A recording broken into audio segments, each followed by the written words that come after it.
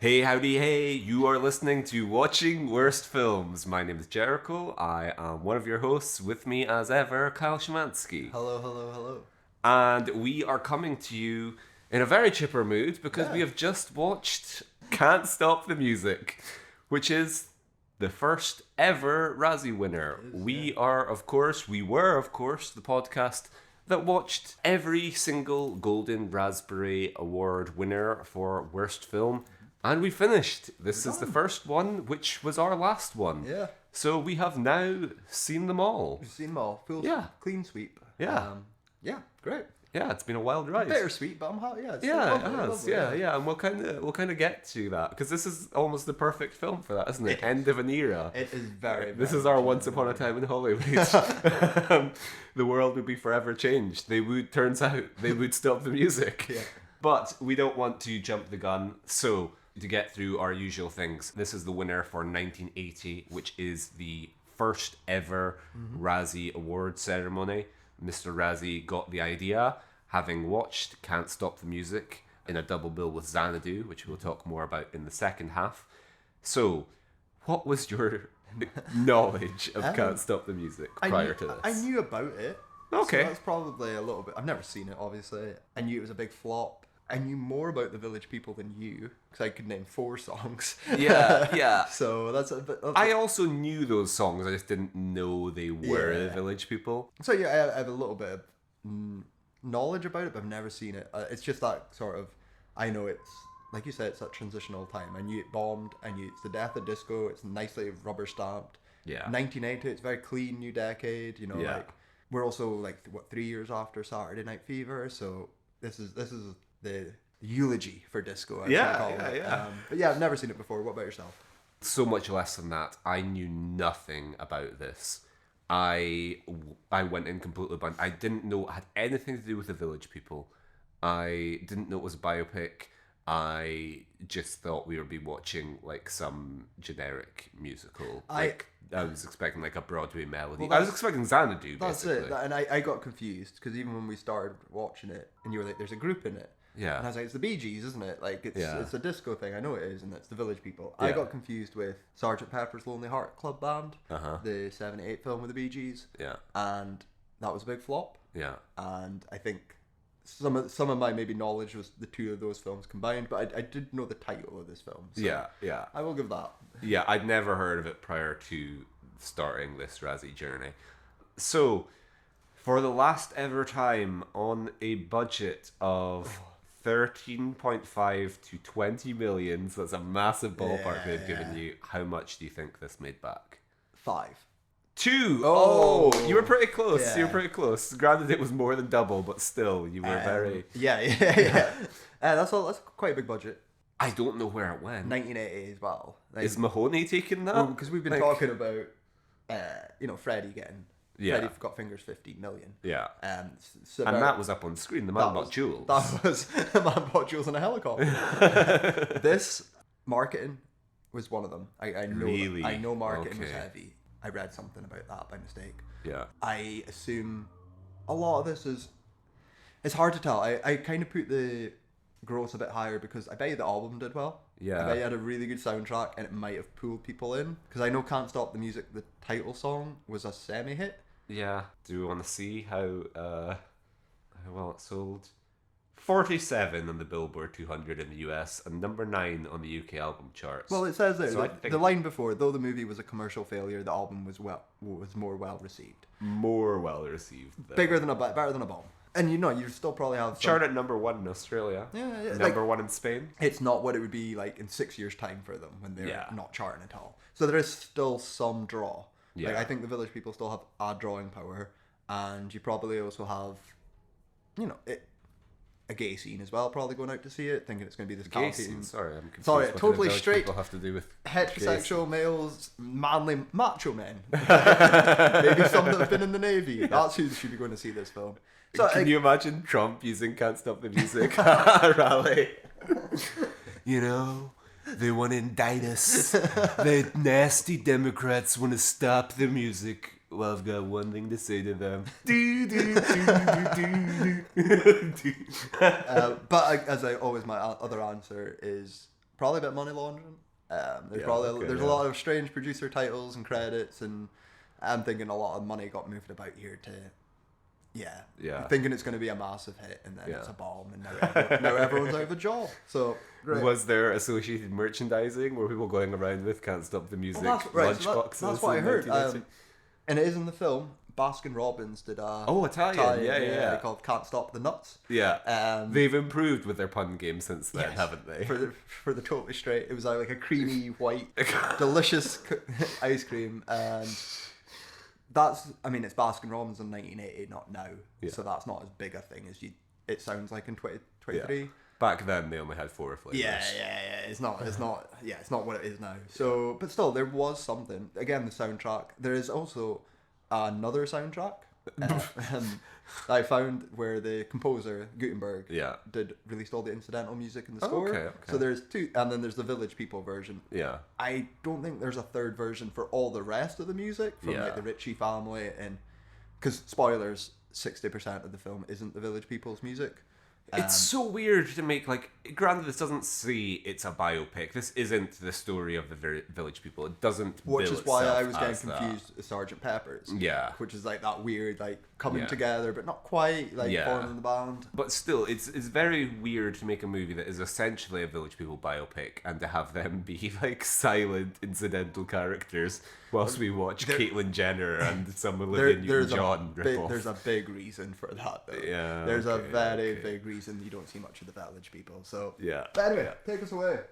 Okay, so getting into the film, my first note, introducing Bruce Jenner. Yes. That was just, because at this point in time, like, is Caitlyn Jenner an Olympian?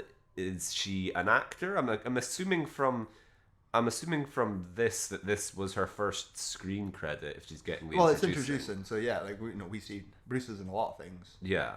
Just for clarifications, I'm just gonna say Bruce because it's Bruce in the movie.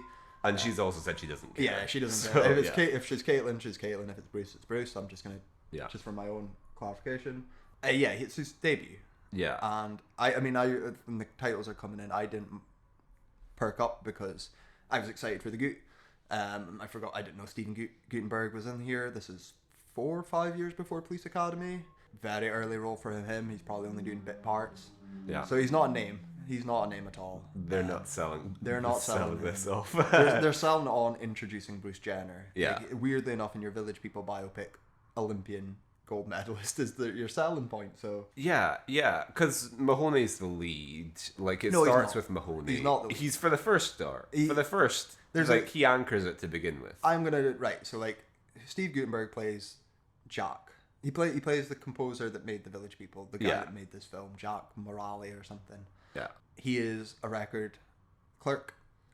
He's a composer. He's a composer. Yeah. And on the busiest day of the year, like there's like 100 people in the store. Yeah. He quits because he has to gets a DJing gig. Yeah. Which is my first big laugh because I love the line. Look how happy I'm making the people. They love my music. And they love it when you play other people's music. You're a hero. But he's wrote a song called Samantha about his flatmate, Samantha. Yeah. And Samantha is a retired model. Uh-huh. I remember that because it comes up a lot. She gets her own little subplot with a modeling agency or whatever. Yeah. So I don't know how old she's meant to be. I know as models are like, if this is like you're 24, you're done. Yeah, I don't know how old she's meant to be and why she's living with Steve Gutenberg and Cochise from the Village People. It's a strange situation to set us up, but that's your first grab because Jenner's not here yet. So at the very start of the film, Gutenberg's your protagonist. He's this plucky, normal working man that has dreams of being a composer. Yeah, that's like our setup. Yeah, you can tell because spoilers, he isn't the main character. And the minute he's not the main character, Gutenberg's energy drops to the floor. Exactly. Yeah. At the beginning, like his performance within the first 10 minutes of the film is among the worst we've seen. Because I told you, I was like, he is nailed on for a win here because he's like his line reads are unnatural. I'm gonna go out and say he's top 5 best in this film because the worst is yet to come. Yeah. Like you get set up. Like this is the problem. Gutenberg he's manic. Yeah. Like, he is like he's so excited. It looks like he's doing an audition almost. You know, and you're like, take it down a bit and do another try. Like like when footballers get sent off coming off the bench. Mm-hmm. Like Steven Gerrard got sent off at Old Trafford that time, and like I'm sure it's happened in the Old Firm games. People who are just like way too hyped up, and then they're just like full of energy, come bursting onto the pitch and like clatter someone and get sent off. Steven Gutenberg was like that. Like he's been warming up on the touchline for the past 10 years. He's desperate to get a go, and as soon as they call action, he's like, ah! So yeah, he quits his job to go at this gig. What's your next note before I just carry on through the film? Honestly, like I don't really have that much. They're few and far between. Not really good notes. The first song was a toe tapper. I kind of liked that. The First Nations village person was the first guy we saw, and so I was like, oh, okay, that's like, he's clearly going to be like, I thought he's going to be our lead, maybe. They've identified him as the one who could act, perhaps. So you like the first song. That song is The Sound of the City. Oh yeah. That's over the credits. That's about New York and how great New York is. There's someone wearing there's 3 women wearing San Francisco t-shirts who kind of like San Fran and Cisco, and they kind of unite and make... It's the happiest like, where are New we? York I've ever seen in my life. We're in the village and we're about to meet some people. And that's a song by David London, of Toto and Survivor and every other 80s rock band. Interesting. So he's not the Village People. But he's not a Village person? Okay, that's fine. So when we're at the club, the big hit that plays is Samantha. Yeah. Which that's going to be a Village person song, obviously. You absolutely think so. Yeah. That's also David London. Okay. That was actually quite a catchy song. Yeah. Again, we're 10 minutes in probably, and we're nowhere near apart from Cochise running around an apartment. Yeah. But a good start for the music. Yeah. The first Village People song, which is very close, is I Love You to Death. Do you remember that one? I liked it. I probably liked it. It's a hideous song. Yeah, you were tapping your toes, but it's actually catchy. So full mark so far. 3 out of 3 on the music front. Okay, my next note is, who is this made for? Like, is this made for Village People fans? Is this made to market the Village People to a wider audience? Is this made for a general audience? Like, I just had no idea. Like, if you're meant to be watching this as a Village Person fan, screaming, like I just didn't know. I was like, is this Spice World? Is this like... No. This is the opposite of Spice World, where you have to... Yeah. Like, so there's like, it's that golden rule, isn't it? You play to strengths and hide weaknesses. Yeah. So if you've got like the Spice Girls, you're going to probably give Jerry more lines than Victoria because she's a bit more charismatic and all that. Yeah. And you can play to those strengths and hide the weaknesses. But you can't do that with the Village People because, and they're not even here yet, but spoilers, they suck. They are not, like, it's a shame how sidelined they... Like, if they're that bad, no, then they're really have bad. actors playing Well, them. like, this is it. So this is my crux of watching it and thinking, like, while I'm watching it, if you've got the Village People and they suck, right? Yeah. And you've got Steve Gutenberg and he's new, right? He hasn't got experience. Why introduce Bruce Jenner to carry the fucking film? Yeah, who's worse than the Village People? Bruce Jenner is like, if the Village People stink the place out, then it's at least their film, and they'll be far from the first and last musicians to stink out a vehicle. You could slap. Whereas, why do we get Caitlyn Jenner? Like, it's just like they've just written a character who doesn't need to be in it. Yep. so even we're talking about Olivia Newton-John, right? If Travolta was here, even he could have helped he could carry them because he'd be able to act. Yeah. And I lovely bartender. I dunk on him so much, but he'd be able to do the performance. Stallone would even be able to do this in fucking Staying Alive. And of course, he's also straight. Yeah, so. Perfect. Yeah. So like that's a big problem. Like the Village People can't act. That's fine. They're singers. Yeah. They're not real actors in the slightest. Yeah. So you hire someone. Your lead has to be someone that can carry them, and they're the supporting. They're the warriors. They're your backing. They're your Argonauts.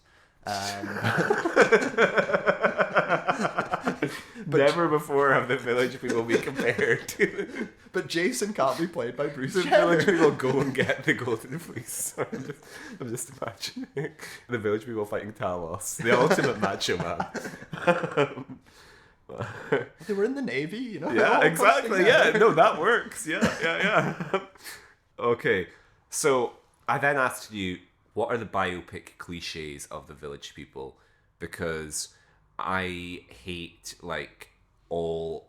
these biopics that just rely on audience knowledge and have these kind of like little convenient tied up explanations for things. Like Freddie Mercury is sitting in a park and he watches a fat bottom girl go by, or someone's riding a bicycle. Yeah. So like, what are the cliches?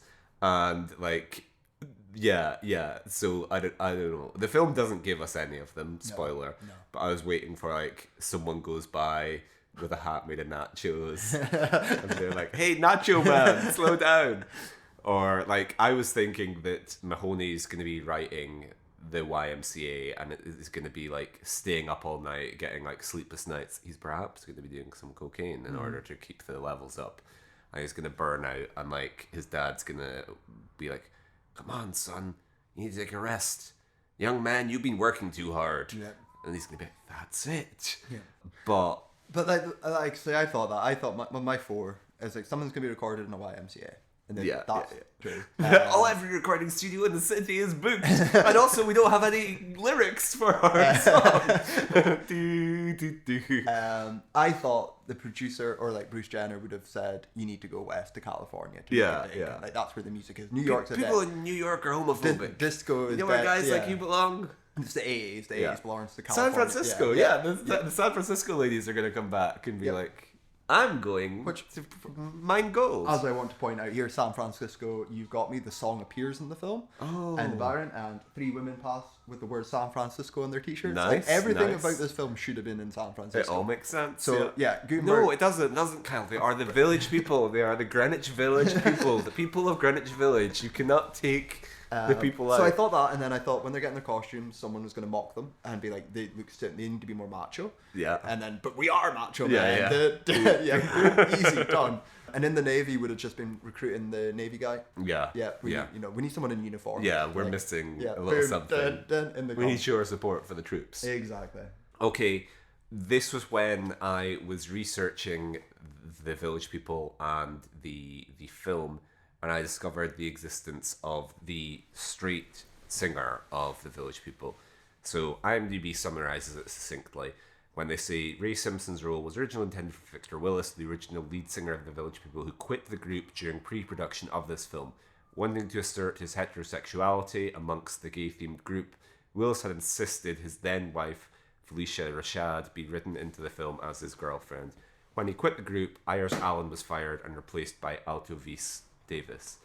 So I later learned that he wasn't the Pete Best of the Village People. He wasn't just like some guy who departed before they had their greatest success. He was like the Brian Wilson of the Village People. Of the Village People. Yeah. So I mean, I didn't know this. It is apparent though at certain points. Well, I just want to speak. The thing that interests me first is wanting to assert his heterosexuality amongst the gay-themed group, because I just immediately thought of Andy Samberg in Pop Star. Not gay, equal rights. Let's go to the YMCA. Not gay. Being straight at the YMCA. Not jerking off men at the YMCA. Not gay. Macho man. Not gay. Because, I don't know, the idea of being in the Village People whilst wanting to assert your heterosexuality is like, come on, just go with the flow. Not to queer bait. Don't go the other way. But just like, I don't know, the idea of like telling your manager, like, release a press statement that says, "I have a girlfriend," okay? Or just like him dancing away from all the other guys and leaving them instead of saying, like, I'm not into any of that stuff. Let it be clear, I like the ladies. Or, God forbid, writing like a heterosexual anthem for the Village People to perform. The thing, so my thoughts there is it's very apparent. Yeah. Right, because like you do think, even like if you just think of the Village People, you're like, there's a leader, and he is charismatic, and he does do like that's why you're thinking the others are just dancers. Yeah. He's not here. Yeah. And his replacement is very obviously a replacement. Well, we'll cover that when we get to YMCA, Yeah. but his absence is most glaring in that scene. And it's also glaring just in the soundtrack. I think Yeah. because you're filling them out with all these other bands. Yeah. He is the man that did all the songs. Yeah. This film has YMCA, but it doesn't have Macho Man in the Navy or Go West. Like, No. So yeah, It's like there's just like a gaping void here where it's just like it's Josie and the Pussycats without Josie, or it's like the Stooges without Iggy Pop. Yeah, You're missing. well, it's like why I your- won't go see like Smashing Pumpkins now, because I don't want to hear 2015 onwards. So, Yeah, and that's yeah. it. I'm not getting anything Yeah. else. Like fuck that. Beach Boys without Brian Wilson. Yeah, I'll go see that. Of like both like nobody in the band has any charisma. They're just like they're sidelined in their own film, Yeah. and all of their songs are kind of also pushed to the side Yeah. for the most part. And so yeah, it then makes sense when you learn that Victor Willis was kind of like the rug tying it and all that's together. another reason why the Village People have probably been punted into the background. It's probably Yeah. why the budget's going up and delays. You've got, there's all these reasons. Yeah, and so my next note, the cop is introduced and the people assemble. Lyrics are printed out for their first The concert. Cop, I quite like the cop getting introduced. Yeah. Because Stephen Gutenberg's on drugs. And I think it's Samantha takes the police officer to the door and he's freaking out that Yeah. the cops are coming to bust him. But no, he's here to audition for the group. Yeah. I like that. That was actually quite fun. Yeah. That's it. Yeah. Next note, a quote from Mahoney, isn't it? Anyone who can swallow 2 snowballs and a ding dong should have no problem with pride, Yep. which he says to Olivia Poundshop John. Because I can't, it's too much to swallow. I can't do it. And she instantly fucking, I got past the censors, eh? Yeah. And Surprising. Gutenberg delivers it like he doesn't know the innuendo, which is funny, which makes it funny to me. Yeah, Like, they do think it's, because it's, right, so this is a weird thing. There's a lot of fat jokes in this film. Like, Samantha's introduced, and the first thing Steve Gutenberg says is, "Hello, Miss Piggy." Yeah. Because she's eating like a donut or a bagel or something. Yeah. And she's like, I don't have to care about my weight. And there's a plot later on when the fashion agent phones her. Oh, And she yeah. just says, how fat are you? It's like her Yeah. first question, how fat are you? And she's like, I'm enormous. The Like, modelling industry is a toxic it's place. fucking nuts, That's- isn't yeah, it? Yeah. And I don't know why it's in here. Yeah. I don't know why they keep Gutenberg keeps. Yeah, it's weird. It is very strange. Yeah. My next note, pantsless. I have no What was this about? Anyway, I'm going to introduce a character name now. So Caitlyn Jenner plays Ron, Yes. and Ron has been mugged on the street. So Ron is buying a cake. Right? Yeah. Ron bumps into Olivia Newton-John. Yeah. Olivia Newton-John says, nice box. Yeah. Which is a weird line. And then he's crossing the road and sees an old lady get hit by a taxi. Yeah. So he goes to help because, chivalrous gentleman, Yeah. Bruce. And the old lady turns out to be a mugger. So she Yeah. pulls out a gun on him Yeah. and robs him in the middle of the road. And I had no idea what was happening because at first I thought she'd done the classic fall over, stumble. I thought she was just like picking his pocket. But then at one point she like is clearly like taking something off his neck or going into. She does pull the gun out. And I was like, what is? Yeah. And you were like, yeah, she's pulled a gun on him. And it's like, oh, I missed that. I Yeah. thought she was doing it by stealth No, rather no, than no. by. A moped comes past and picks it up and she Yeah. goes away. Yeah. And that's how. So now Bruce gets to speak to Olivia. Yeah. And now he's involved. He's going to help her. He's described throughout the whole film as very handsome. Everyone always compliments on how he looks. Yeah. I don't know his purpose other than to help put the village people together. Bruce obviously knows a lot of people that would be suitable for the band. I will say though, like him getting mugged is the closest realistic depiction of New York City in the film. So that's nice. So he goes to pick Olivia Poundshop John up and he says, I never dated a girl with a male roommate. And she says, this is the 80s, darling. You're going to see a lot of things you've never seen before. Yeah. Which is fucking hilarious. Yeah. Again, contextualized into the movie and the year and what's a way to happen to disco the Yeah. village people in these Yeah. kind of movies. Yeah. Exactly. No, that's a He that's should a have been saying nice that to her, foreboding, yeah. foreboding line about everyone's favorite decade, the 80s. All day glow, shoulder pads, no bad things happen to anyone. My next line, $1,000 for a dress. Someone freaks out about that, which I don't know, in the 70s might have been, was a lot more. Yeah. Olivia Poundshop John goes with one of the village people to a big, officious looking building and he says, I wish I had time to change. This looks like one of those conservative, uptight law offices. And I was like, you're a fucking troop. Like because he's dressed as a military man. I was like, they would love you. Yeah, like, yeah. that's you're the conservative's dream, a man in uniform. And so it then turns out that it's just like a big gay orgy. Well, not orgy, obviously, but like, what is the deal with that like office scene? That's the auditions. Oh yeah, of course. So It's the they're auditions. Yeah, so yeah. there's some great ones here. The biker arrives because he wants to cash a check or some shit. Yeah, yeah. And they're like, and he's like, "What are you doing here?" And he's like, "We're auditioning." And he's like, "Oh, I can do that." He sings "Danny Boy" Yeah, on yeah. top of a piano, so Yeah. that's him in. Some guy, it might be Randy, my cowboy, comes in with fire, Yeah. and he's like, "I'm flaming." No. I'm James and Flames my games. There you go. That's the man in gold hot pants. Yes. Yeah. Hops onto a table in gold hot pants, starts swinging fireballs around. Doesn't sing. And they're like, James, we love you, but you're a health and safety hazard. You nearly burned down the building. You didn't sing. You're a fire code violation, James. So that's all the auditions, and it's like this manic. There's loads of people want to get involved. You know? Yeah. This is round about the point where Gutenberg's completely checked out. Yeah. He knows he's surrounded by 30 people on. Gutenberg's just sitting in a booth at the back twiddling his thumbs. At this day, he vowed never to do ensemble films ever again. Okay, Body, I think is maybe the lyrics of the song. And the First Nations village person does a like big sort of like flop nod with the headdress. And at this point in time, I was like, he is the MVP because he's got energy. He's the most prominent member as well. Like he's from the beginning until the end. He gets the most. It's probably because you're the one that can. Yeah, you've got some charisma. Yeah, he's the only one's discernible from the rest. The rest of them all look so nervous. When they say their line. Like they're dreading it. It could honestly have been like a what's Andy Kaufman's guy? Bob Zemeckis. No, his friend or Tony Clifton. Tony Clifton. Yeah. If you had told me that the rest of them were like a Tony Clifton, that they all changed uniform, the biker was then I would have believed you because the rest are just a faceless mask. Apart from Randy, I do remember Randy's mustache. Yeah, true. Or rather, to use a reference which speaks to me, if you told them that was a Keira Knightley or a Sofia Coppola in The Phantom Menace, they could all just change places because they're just an indistinct blur.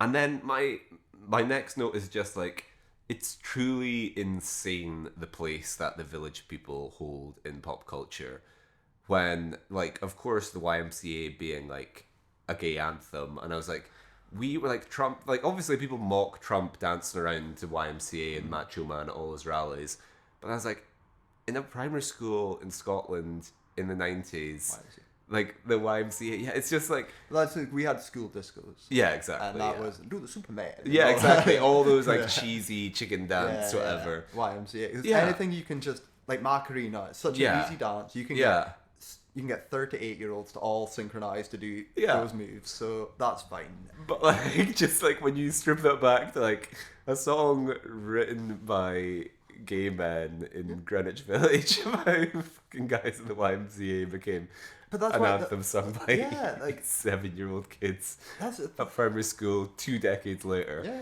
I guess like it's probably not that different from like Gangnam Style becoming like a thing. They're just like these novelty songs. It's different because there's more of them.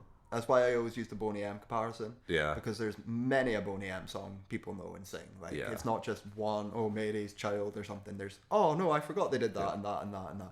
That's why the village people are better than the Milli Vanillis and all these. Is this Gentleman by Psy erasure? Are you suggesting he's a one-hit wonder in the West? He needs to have 4 number ones in the West. The village people had 4 big hits. But still, like they didn't ever play those at school discos. Like I'm not questioning the success of the village people. Macho Man's imprinted in my brain. Yeah. Macho Man is. Like I don't know. Like I feel like there was medleys. Yeah, like you do for the Beach Boys and the Beatles, and you just do a quick. Yeah, I'm not questioning. It's just funny how like. I guess I don't know. I don't know what my thought is, but I'm just like in this ultra conservative era when people are worried about children being transitioned or children being like groomed by drag queens. It's like we all grew up speaking about jerking men off in the YMCA and we turned out fine, so just chill out, okay? Yeah, exactly. And then we have the milk commercial. I think I zoned out with the milk commercial. This is Milkshake. Do the shake. Oh. Which I can't remember the melody, but I liked it. Okay. Because like Olivia Pound Shop John is doing a milk commercial and she's like, I know some guys who'd be perfect for this. So, and that's kind of their big hit. That's their big moment. It's post YMCA as well. Is that post? Oh yeah, it is. Yeah, we've skipped over the YMCA. Okay, let's discuss the YMCA. Young man, you can dig it love. Okay, so they go to They go to the 'Cause YMCA it's and like- they perform the YMCA. Well, that's it. I'm totally paraphrasing, but in my memory, Bruce is like, listen, we need a space we can go. Yeah. I know. And he takes them there. Yeah. This is the closest we get to, before we get into the scene, Olivia Newton-John Diet wears a Macho Woman t-shirt. Yeah. You pointed it out. Uh-huh. That's the closest to the song Macho Man in the film, Yeah. sadly. I would be rioting in the cinemas in 1980, tearing out the seats. Hell no, we won't go. Play Macho Man. Until the cinema staff are like, okay, let's just play it over the PA and get this guy out of here. Okay, so the YMCA is kind of the high point of the movie in terms of like it's the biggest number. It's and a big set. you were concerned because you were like, there's 40 minutes to go. Why are they playing YMCA now? But let's give the floor to Mr. Razzie, who says in his book, this number, staged in the steam rooms, locker rooms, swimming pools, and hot tubs of a men's gym, combines elements of old Esther Williams pictures, Rocky, Lonely Lady, and countless other tacky movies to create an eye-popping, mind-boggling sequence that is the epitome of 80s tastelessness. I don't know where he's getting the Lonely Lady from. Yeah. I mean, there's a pool in the Lonely Lady. Okay, yeah. But like now we're just naming films. that Yeah, have a pool in it, exactly. yeah, The like- Water Boy. Yeah, that's weird. I didn't Yeah. even say that. Yeah. So this is where they have got rid of Victor Willis, and so they have a re-recorded version of Oh, the yeah. YMCA. So while the set piece involves like choreography and like men dancing around whilst Olivia Pine Shop John is in the center, just like incredibly jarring. It's just like they're just kind of like, hey, look, can you get her out of here so we Yeah. can fuck? Girl. Exactly, yeah. Is Gutenberg here? I don't even know if he is. I can see Bruce having a great Yeah, time. yeah. But I think Gutenberg at this point is dipped. Yeah. So visually, it's all great, but the re-recorded version has no juice whatsoever. It's awful. I mean, it sounds. This is me. This could be wrong. Yeah. Gonna have to look at it. Sounds like you've re-recorded his vocals. Yeah. But not the track. Yeah. And to place his vocals over. Yeah, to strip out all the backing vocals exactly, and probably some of the yeah. bass. So we've got the weird original mix with a plastered on vocal. Yeah, like it sounds a little bit like a karaoke Sounds like a version demo, because yeah. it's missing. Yeah, it's missing the oomph. Yes. There's no backing. Again, that's what they're there Mahoney for. wasn't there. It's not No, been no. mixed. That's the problem. And so yeah, it's not good. But do we then want to discuss your discovery? Well, my of it? discovery is, so when I was watching it, they're on the hot tub, as you do. Yeah. And Olivia gets them out. She's topless. Yeah. Which surprised me, because why would you do that for Can't Stop the Music? But I was like, oh, you know, this is like a throwback to a different era of cinema when you'd get like a PG movie that just has like a... Yeah, no, it's just, Yeah. yeah, that's what it's stuck in my head. It's nothing big, it's just Yeah, a, yeah. a frame. But when I was doing a little bit of research afterwards, I found that someone hangs dong in this film. Yeah. Which you noticed. I thought I saw it, where I was like, it's a split second of like when they're marching through like the locker room or whatever. A guy is either like dropping a towel or he picks up a towel, and for a split second I was like, and like front and center of the screen, It is- I was like, it is. did that just and I said to you, it was like Brad Pitt, Tyler Durden in Fight Club, Yeah. just splicing in those split second scenes. Subliminal There was dong. one frame of pornography. I was like, did that? But before you know it, we're on. It's like, okay, I'm just going with the flow. So, yeah, 2 bits of nudity escape the censor at this point. Well, would you be interested in hearing the choice character stop from Mr. Razzie's Yes, I book? would. Chapter 16, YMCA, the village people's signature song, parenthesis. Try freeze framing at 1:16 to spot both of Perrine's nipples clearly in view. What the fuck is he, Mr. Skin? Like, why is he doing this? God. So, you know, it got past the censor, but... it But didn't not get Mr. past Razzie. Jesus. Again, it's not even like that bad. It was more that, Yeah. you know, you weren't wearing like a one-piece like full suit, you know. That's Yeah, what I'm yeah. expecting in 1980. And Yeah. here. Not the 85. YMCA, baby. That's not how we do things. yeah, We're a lot more weird. freewheeling right there. Weird scene. It's probably the most like choreographed scene though. Yeah. Like it does have, like synchronous. It's a big synchronized- number. yeah, like yeah, there's it's a big tons number. of It's- extras yeah. and dancers. Yeah, Yeah. yeah. Okay, and then we're racing towards the finale because my next note is just a decent movie would have had a montage of them bedazzling these costumes. The lack of because they go off to this is their final number. Unless you have anything you want to say. In I between. don't. I have something to talk about this, but Yeah, we see their name and lights, village people, what are they called? The Hanson family, the Mansons, the whatever. Mansons. They've performed, and then the village people come out for their big headline gig. They've made it, and probably some important stuff has happened in between, but I had tuned out.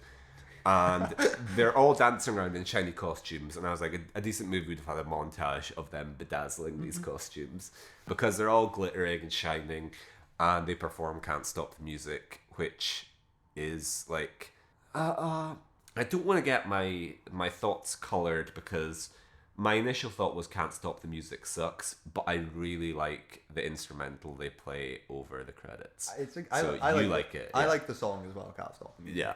And I like the instrumental credit. So Yeah. that's a good, decent disco song that isn't too just derivative on the formula. Like, it's fine. It's fine. Yeah, It's a fine yeah. little. If that was the last song from the Village People, I'd have been okay. That's a nice little way to bow out. Yeah. And it was written by the original singer as well. So Yeah. it's got that little touch of quality that's been missing from fucking Milkshake and Okay, do you want to invoke Jonathan Demme? Because otherwise this is just going to seem like a Jericho tangential PTA reference. well, but... we can get to there. I just wanted to talk about the montages of the costumes. Yeah. So you're right. That's I mean, it's the biggest problem, and I know this is going to be redundant in the fixes. The film is 2 hours long. Yeah. Right. You and there's no montages, and you have the village people. That's criminal.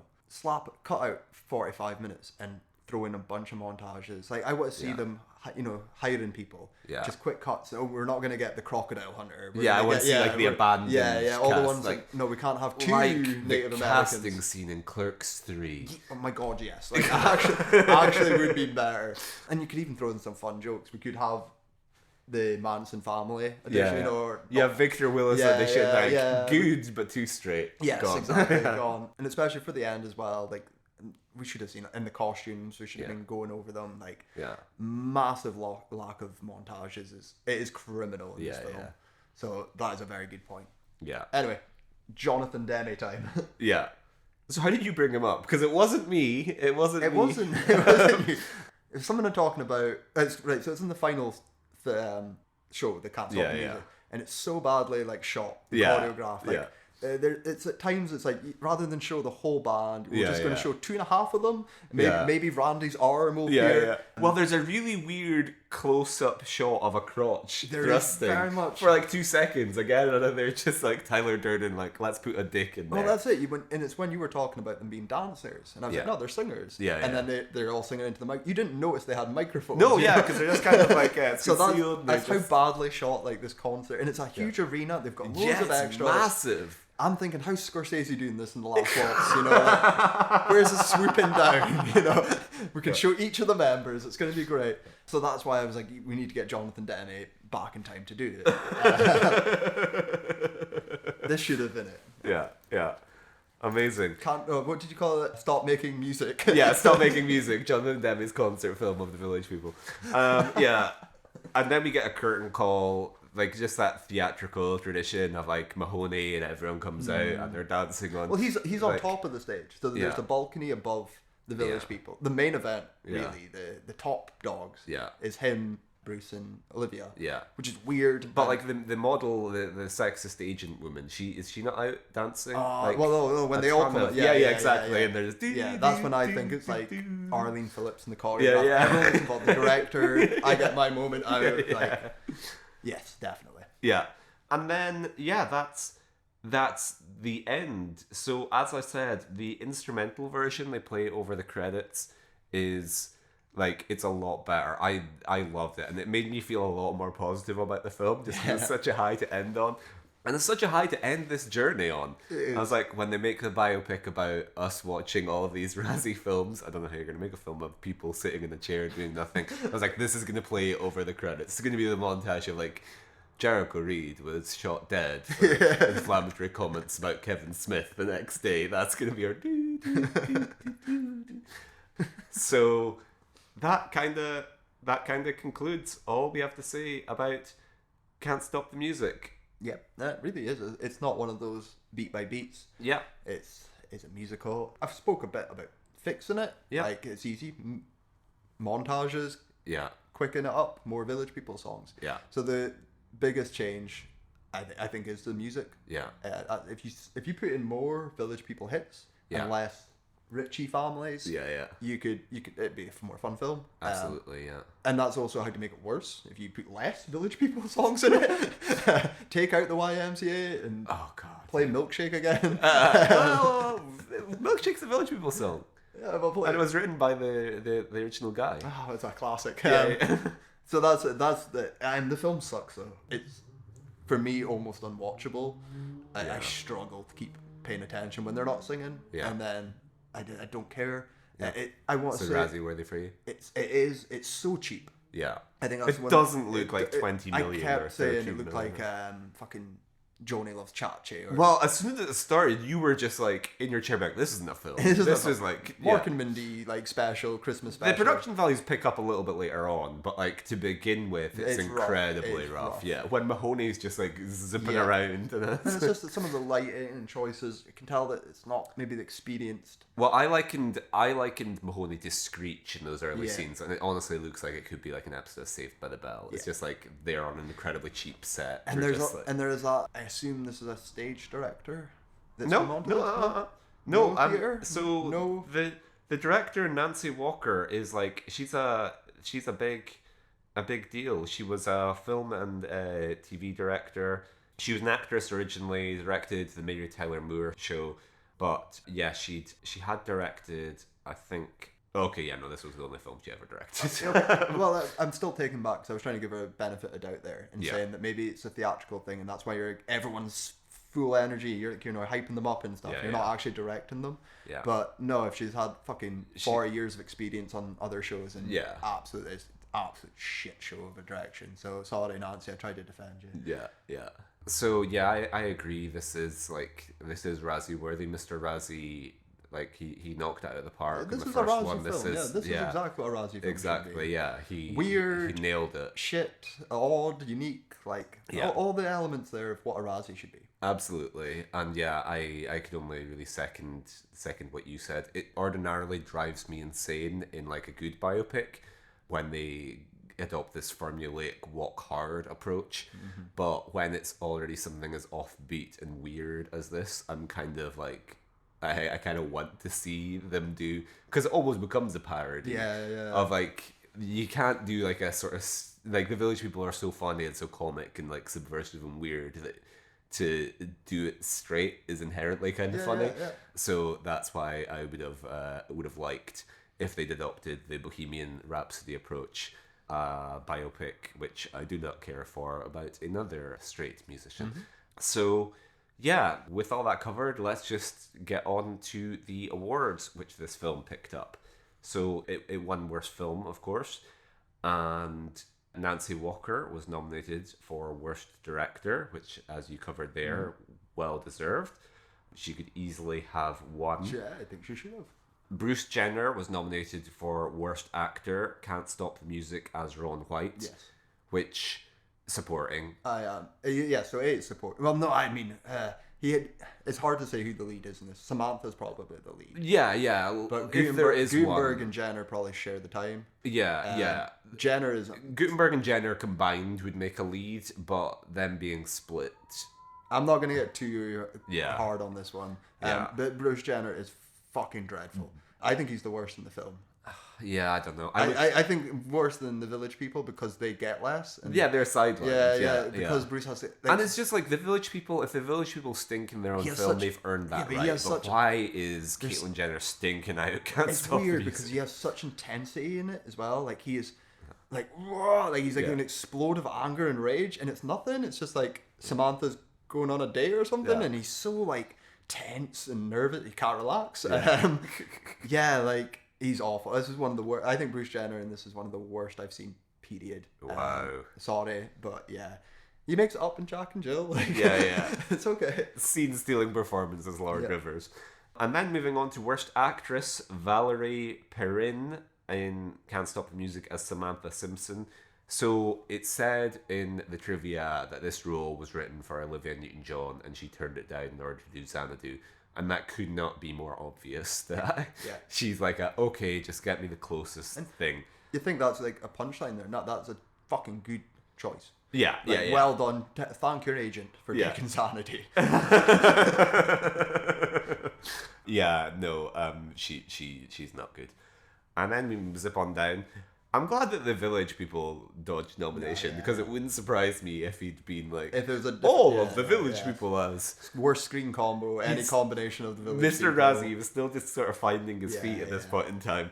And then worst supporting actress Marilyn Sokol can't stop the music as Lulu Brecht. Is that the So- fashion lady, is it? I assume it must be, yeah. Yeah. Ah, she's fine. She played Matt Otter in Emmett Otter's Jug Band Christmas. So there you go. There we go. No, she's I barely there, but she's not the worst. Yeah. And then worst screenplay, it won. Can't Stop the Music, Bronte Woodard and Alan Carr. Yes. Chatty man Alan Carr. Before he goes on to do my beloved Grease 2. So yeah, Bronte Woodard was one of the screenwriters of the original Grease. And then Alan Carr was one of the writers of... He was a producer of Grease 2, and then he co-wrote Grease 2, and then he produced the original Grease. That's right, isn't it? Think so. He's involved in Grease 2, that's all I know of him. Yeah. Oh, no. Bronte Woodard screenplay, Alan Carr adaptation. So, yeah. It's like the duo behind Grease. Yep. There we go. It's a terrible screenplay. It's fucking awful. It's horrendous. It completely deserves Complete it. disaster. No fucking, yeah.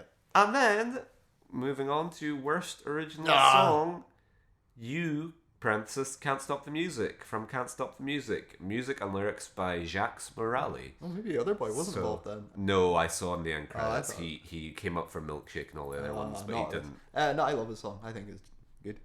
Yeah. No. Okay, so that concludes all we have to say about Can't Stop the Music.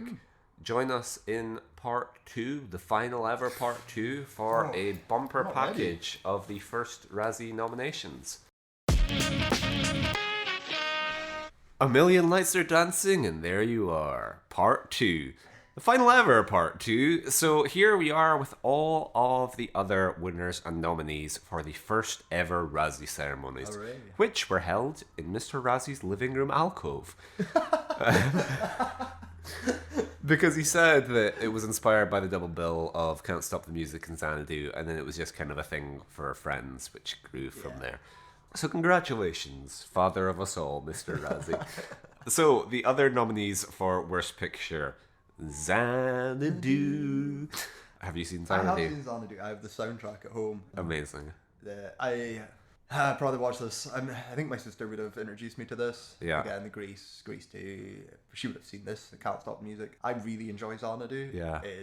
I love the soundtrack. I love Yellow. yeah. I love Olivia's songs on it. Like it's such a weird melding of things. Yeah, I love Xanadu. I don't really have anything bad to say about it. It's campy, good fun. That this Can't Stop the Music should have been. Yeah. It's like a mirror of it. Yeah. I would say if you're going to see a campy musical film, like you can. Yeah, you want you've got Gene left- Kelly yeah. roller skating around at the end. Yeah. So yeah, nothing bad to say about Xanadu. How did you enjoy it? I thought it was fun, yeah. We'll just hand over to Mr. Razzie, who says, spoilers, Mr. Razzie hated it. A man which fun is an alien concept.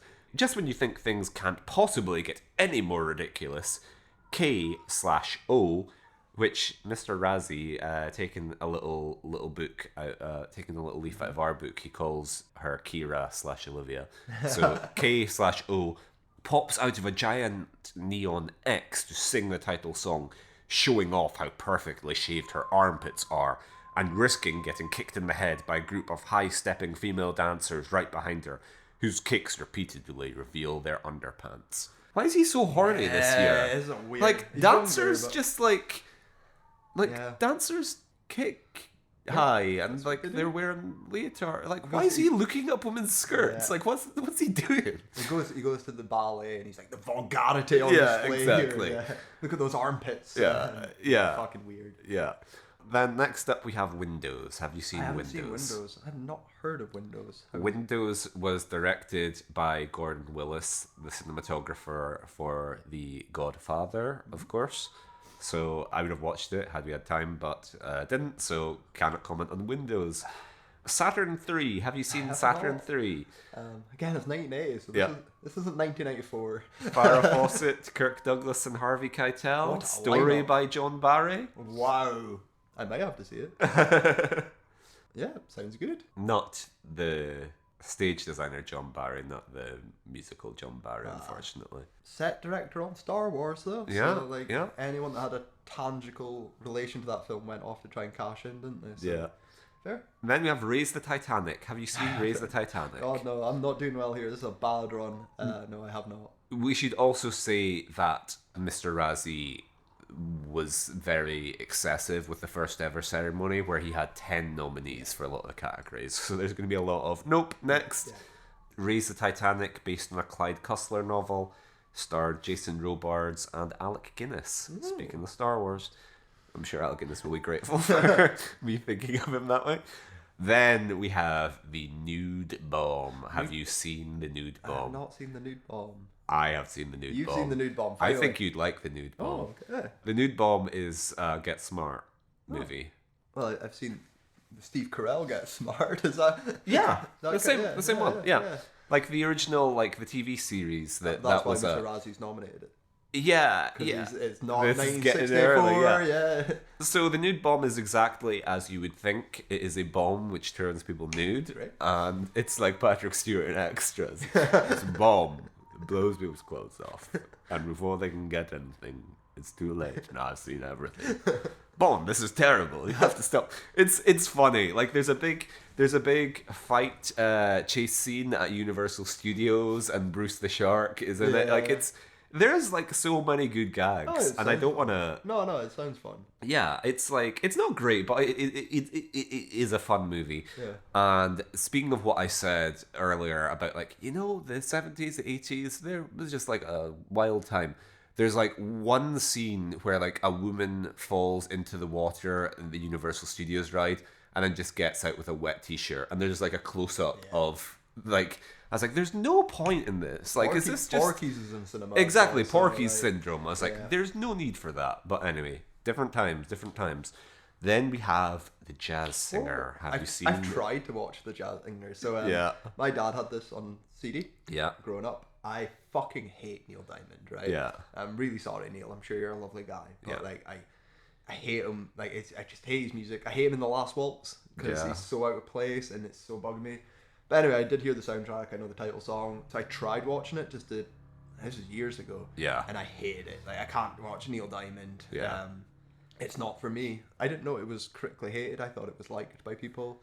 So No, I thought it was like the poster is iconic, but I knew like the original jazz singer is obviously beloved, but Yeah. I didn't think this I thought wasn't maybe- as successful. I thought as Neil Star Diamond is Born. fans, yeah, Captain came out Flood, in yeah. floods. Yeah. Yeah. Then we have Friday the 13th. Friday the 13th. Have you seen Friday the 13th? Nope. Oh, well, moving on. No, of course I've seen it. Of course I've fucking seen it. I have mixed feelings with first Friday the 13th. Yeah. For me, it's far too cheap Yeah. and knocking off Halloween. Yeah. Like, it is a cash in. Like, Yeah. what the franchise has become is not there in the first film. Yeah. Obviously, I've got no Jason. Yeah. It's the bits I like. I still like the first film, but like Jesus Christ, it's not aged well, and it's so redundant. I think that's the worst part of it. You could watch Halloween. Yeah. You could watch Carpenter do it. You could watch like compared to like Nightmare, which has creativity and like some sort of difference to it. Like Yeah. this is. Just man in a mask kills is- people. I've seen Psycho. I've seen Halloween. Let's just make it. Yeah. With the mum twist. Yeah. It's I don't recommend it, but it's it's got the cultural status. It is better than Can't Stop the Music though. You can't stop the Jason. Nobody can stop.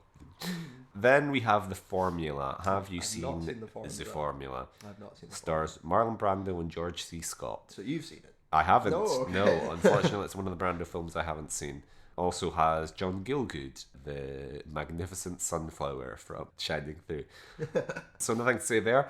Then, like the 80s for Brando is like he does still do occasional good work, but like it's not 70s Brando or 60s Brando or 50s Brando. 90s Brando. Yeah. And then we have Cruising, Cruising. which credit to Mr. Razzie. Start as you mean to go on, just some fucking bullshit nonsense that should never be nominated in a million years, because Absolutely. Cruising is great. It's a great film. I spotted this and I was like, oh my god, Cruising. Yeah, there's nothing to say other than watch it. It's a good film. Yeah. It's probably R.I.P. William Friedkin. yes. Friedkin's my boy. I really like Pacino in it. Yeah. I think it's one of my favorite Pacino performances. I think it's very close. Like it just it's missing a little something. It's very close to being fantastic. Yeah, I like it. I but, like it a lot. So yeah, no, this is wild out there. The only thing I kind of connect it to is the Village People have an album called Cruising. That was Okay. their biggest album. That's the album that has like YMCA and all that shit on it. Yeah, yeah. And obviously, thematically for the films, I think I can merge them. I think I can get Al Pacino in Can't Stop the Music. Well, Rolling about. Well, we always speak about like There Will Be Blood and No Country for Old Men as the two films that we're filming like kind of back to back and like stepping on each other's toes.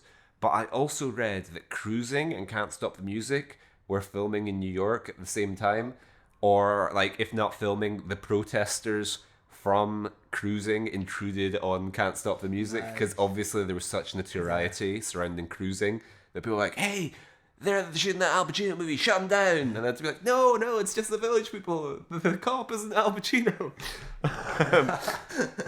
So yeah, that's my little contribution here.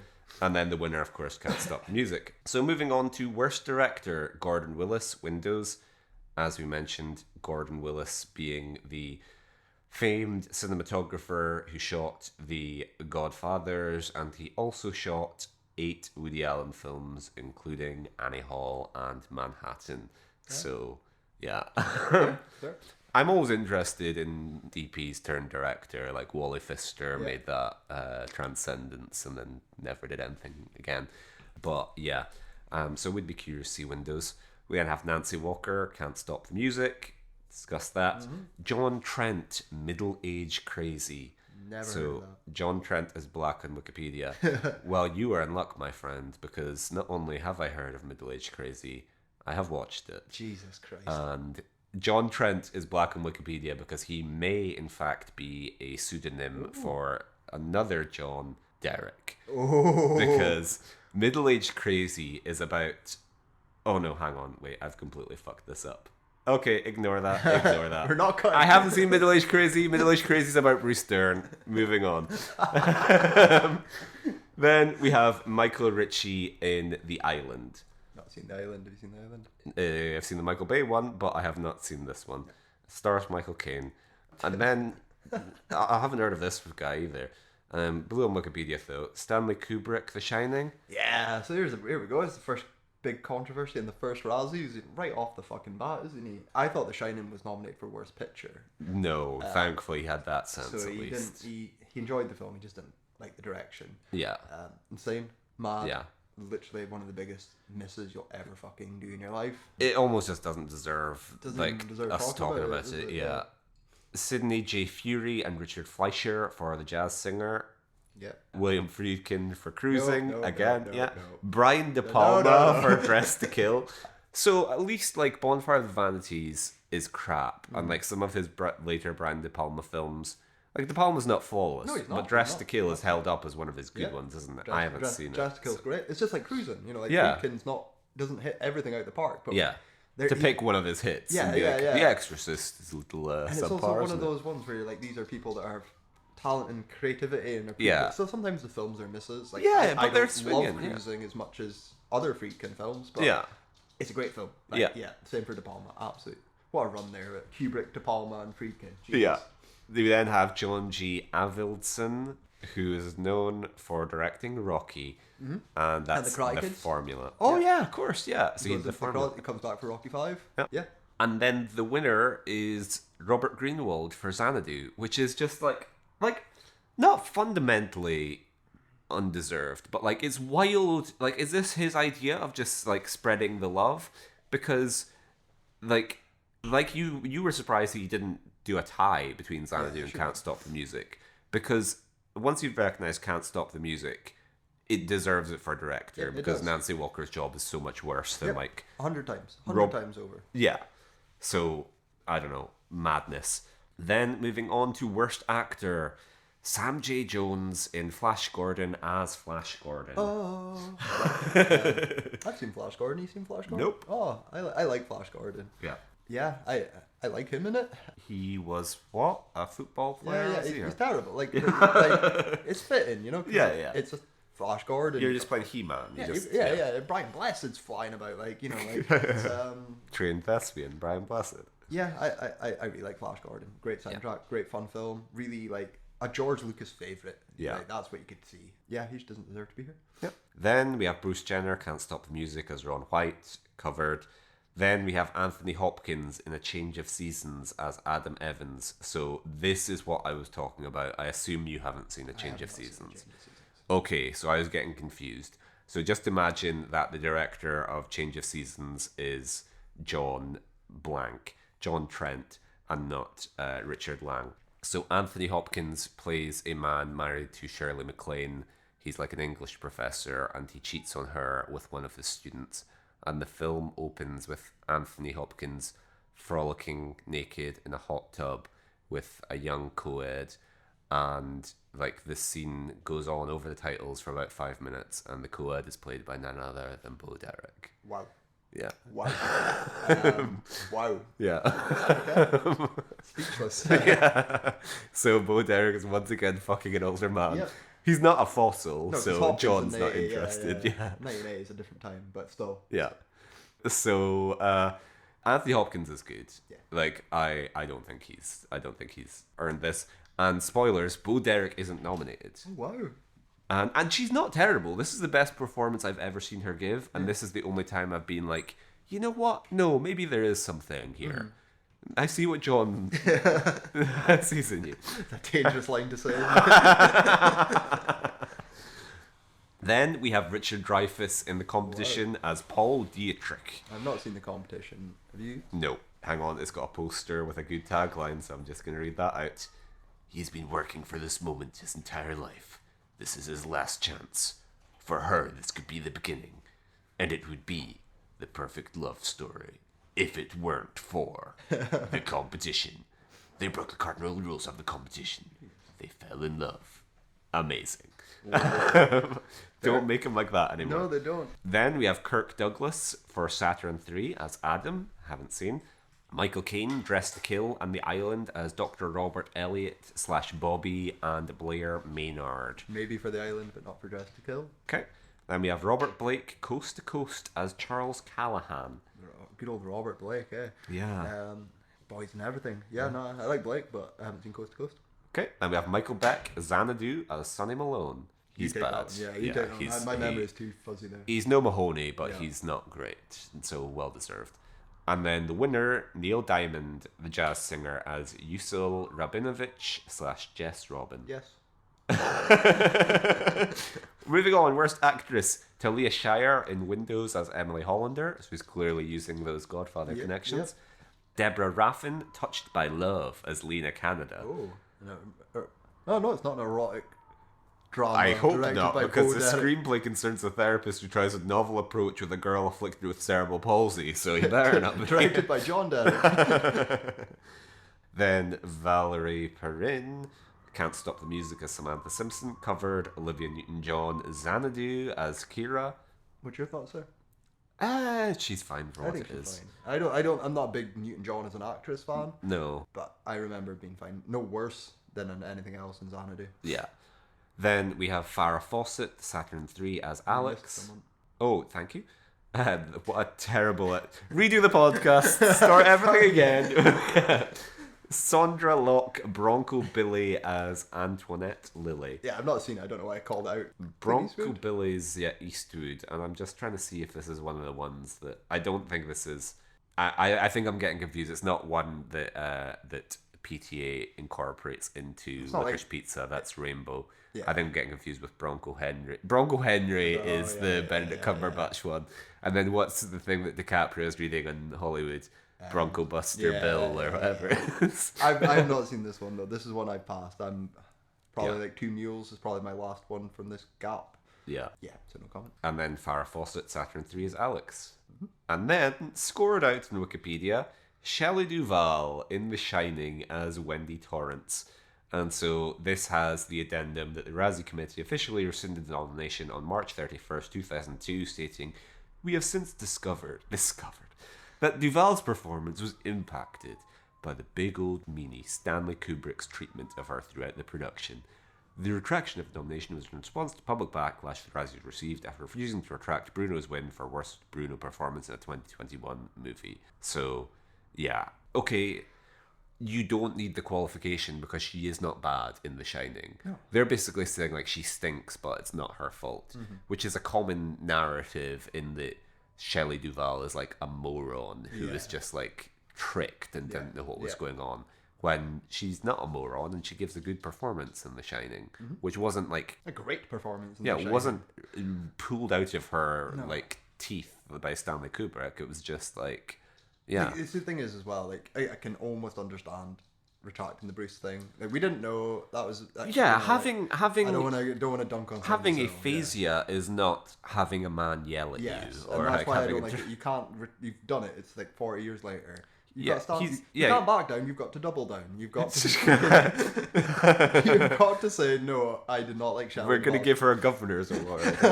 Yeah. You've got to just stand by your guns, and Yeah. yeah, you're wrong. You're so fucking wrong. But then just own it and say, Yeah. how bad was our opinions in 1980? Yeah, Like, exactly. Give yourself another worst actress, Razzie. Then we have Faye Dunaway in The First Deadly Sin as Barbara Delaney. It's funny seeing all of these people who would become Razzie favourites, like Faye Dunaway, obviously, for Mommy Dearest. It's funny seeing their first the first appearance. little flickers, yeah. Exactly, yeah. It's just like I don't know, just like a movie, like I don't know, like like the. It's like watching the first episode of a TV series and seeing like a supporting character in the back. The or something. pilot. Yeah, exactly. Like seeing like Gunther and friends just spotting them in the back of a shot or something. Then we have Nancy Allen in Dress to Kill as Liz Blake. Nope. And then winner Brooke Shields, The Blue Lagoon as Emmeline. Yeah, I've not seen this, so Neither have I. no comment. She's pretty bad in the films I have seen. Yeah, that's what I was going to say. I'm not going to defend. I'm just going to move on. Yeah. Then worst supporting actor with a mere 5 nominees. Fuck. David Selby, Raised the Titanic as Dr. Gene Seagram. I haven't seen that and don't really know David Selby. Oh, he's on Dark Shadows. Okay. He was Johnny Depp in the TV show of Dark Shadows. Then Charles Grodin, seems like old times, as Ira Parks. Don't know. Stars Chevy Chase. Goldie Hawn and Charles Grodin. Sign me up.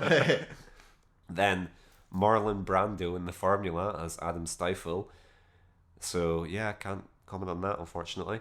And then it was a tie, the first ever tie in Razzie history, with Laurence Olivier for The Jazz Singer as Cantor Rabinovich and John Adams in Gloria as Phil Dawn. So, Gloria I know because it's the John Cassavetes movie, which would be remade years later with Sharon Stone. So, I haven't seen it, but yeah. What do you think of Olivier? I can't remember it being that bad. Like Neil Diamond, I remember instantly. Like, holy shit. I don't remember Lawrence particularly stinking it up. I mean, we discussed this before, though. It's 1980, isn't it? Like, you're in the Jazz Singer remake of Neil Diamond. Maybe you're not going to give your best. Fair. Then, worst supporting actress, we have Marilyn Sokol, Can't Stop the Music as Lulu Brecht, covered. Betsy Palmer, Friday the 13th as Mrs. Pamela Voorhees. Absolutely not. Like, it's one of the best parts. Yeah, no. Jorg Stanford Brown, Stir Crazy as Rory Shuttlebrand. I've seen Stir Crazy, so... I mean, I like Stir Crazy a lot. Who is he? Go hover over his face.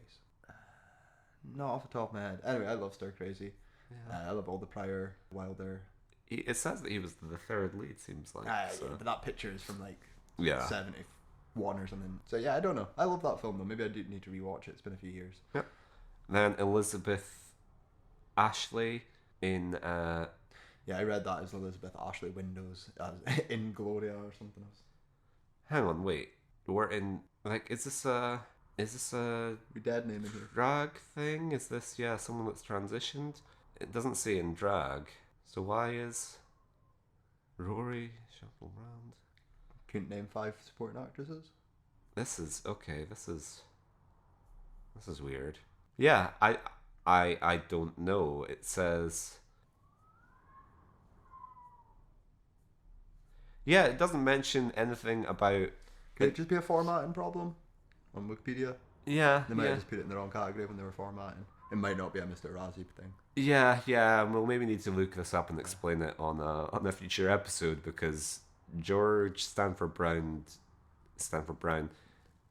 appears to be male, and Rory Shuttlebrand, to the best of our awareness, is also male. So I don't know what's going on here. Then we have Elizabeth Ashley in Windows as Andrea Glasson. No comment. And the winner, Amy Irvin in Honeysuckle Rose as Lily Ramsey. I'm taking it you haven't seen I have Honeysuckle not. Rose. Have you? No, remake of the 1936 Swedish film Intermezzo. Willie Nelson stars in the lead though. Yeah. There's something. Then on to worst screenplay. So we have Xanadu, Richard C. Danis, and Mark R. Rubel. Any thoughts on the Xanadu screenplay? No, I mean yes, it's, like the sympathy I always have for Xanadu is like it is meant to be Yeah. little low budget roller Yeah. skater thing, disco, and then it turns into this big bloated Olivia Newton-John Grease thing. Yeah. So like your original screenplay has probably been blown up and the budget's tripled and all that. So Yeah. it's a bit of a weird mess, but when it was written, I bet you it made so much sense for like budget and production. It is weird. Yeah. Like, can't deny that. Yeah. Then Windows, Barry Siegel. And then we have Touched by Love, Hesper Anderson. Raise the Titanic, Adam Kennedy and Eric Hughes from the novel by Clyde Cussler. Middle Age Crazy, Carl Kleinschmidt. It's My Turn by Eleanor Bergstein. Michael Douglas this time, and Charles Grodin yet again. Grodin's making money in 1980. No, I've not seen it though. Tagline is, it's a funny love story. Michael Douglas with some weird facial hair there. Then The Formula, Steve Shagan. Cruising by our old friend William Friedkin. Absolutely not. Yeah. A Change of Seasons, Erich Segal, Androni Kern, and Fred Segal. And so this is, in fact, there you go. The poster is Anthony Hopkins in a hot tub with Bo Derek. And that's She may be 20 and gorgeous, but I have not yet begun to fight. So that's a quote they're putting in Shirley MacLaine's mouth. So the poster on Wikipedia is amazing because it's one of those scans of an actual physical poster someone's folded over, and it's Anthony Hopkins kissing Bo Derek in a hot tub whilst shot by like Vittorio Storaro. Like it's like they're in a hot tub in Vietnam. It looks like it's apocalypse now. And then a little bubble, you have Shirley MacLaine looking up with an ecstatic expression on her face. She's terrifying. Yeah. And that little quote.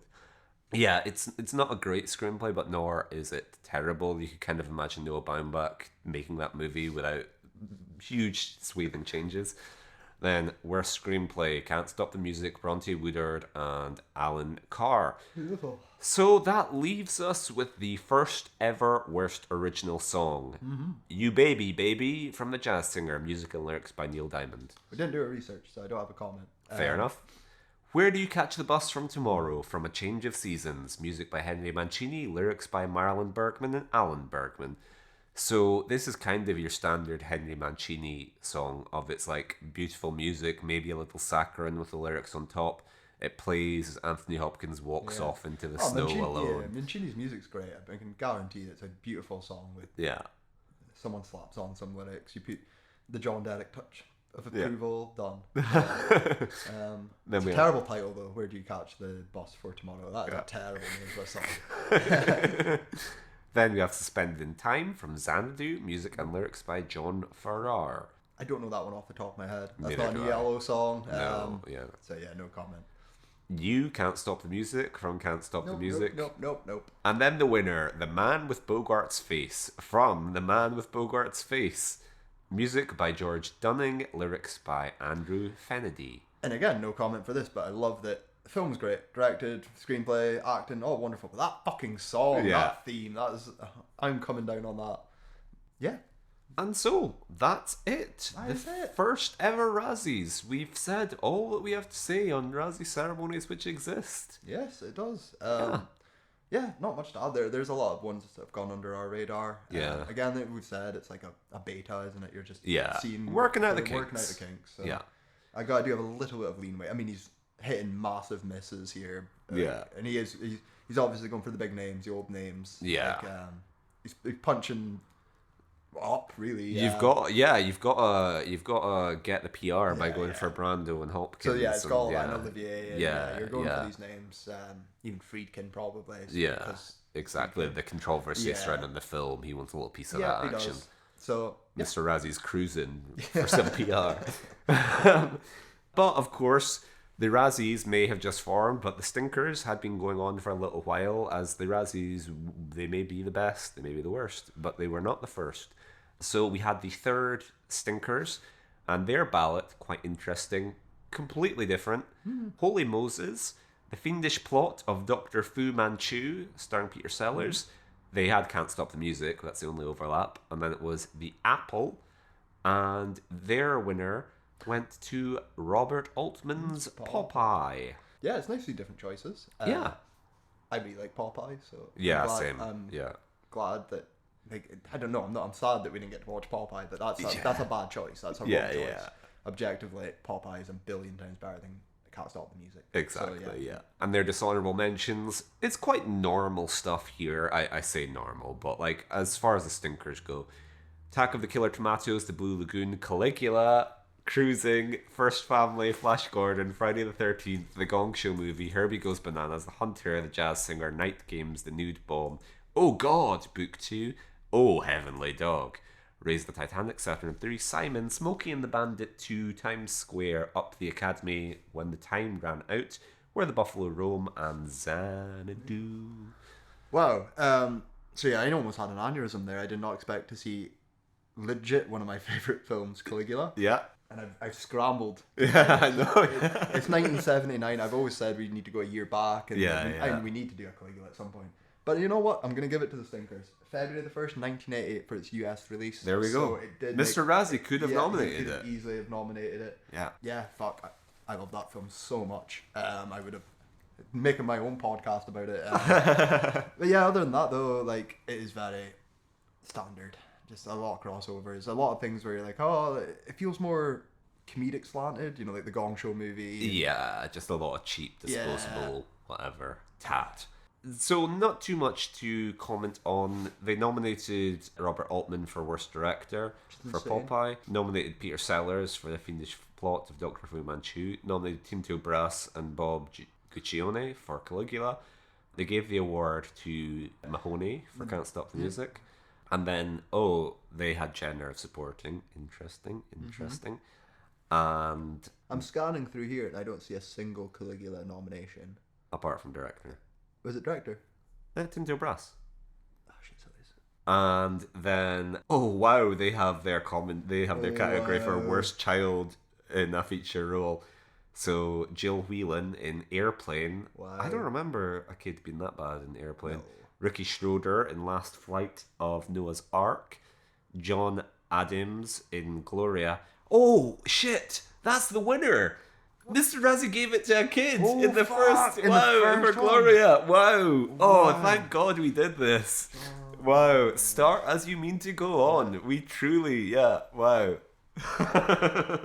Quit the movie industry after the film. So I love that Mr. Razzie rescinded Shelley Duvall's Razzie, but he's not rescinded John Adams' Razzie. Nope. Wow. One film, one and done. Yeah. Bullied out of his dreams. Yeah. Oh my God, wow. Ironically, on IMDb, it's related to the best child performances in movie history. Nice. That boy could have been a star, Mr. Razzie. Yeah. And then the winner went to Luann Srota in Oh God, Book 2. So the only other one I want to speak about is worst song or song performance in a film or its end credits. So Universal Melody by George Gilmore, Mary Hyland from The Apple, Mr. Weinstein, Robbie Benson from Die Laughing, Milkshake, my beloved Milkshake. You get my stinkers. Yeah. The song that makes me want to go out and drink some milk by the Village People, B.I.M. by Alan Young and Grace Kennedy from The Apple, and He Needs Me by Shelley Duvall from Popeye.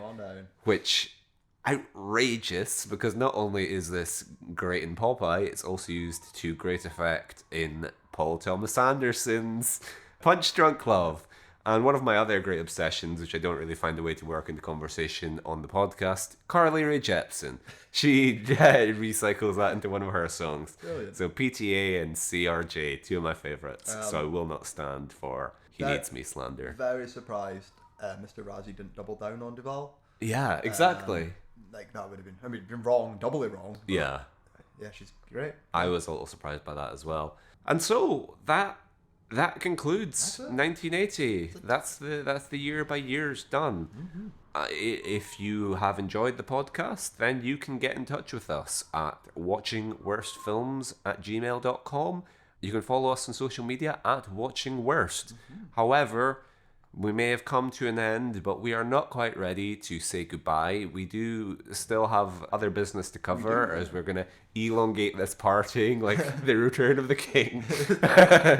Come on in, we'll get you a cup of tea. That horse will be thoroughly beaten. So join us next week when we are going to be covering all of the... It's going to be a best of show. Yes. It's going to be the greatest hits. Because as we've alluded to throughout the podcast, the Razzie does have these kind of like worst 10 years, worst of our first 25th years. Mr. Razzie can't keep to anything, so it falls away. Like he should have done one a couple of years ago for the 2010s. But we do have the decade shows and a quarter century show to cover. So it's the roundup of the roundups. Yeah. That's exactly So what we're it going to is. be taking a trip down memory lane and revisiting some of our old friends next week. Yes. And I hope you join us for that. Exactly. Thanks very much. See you then, guys.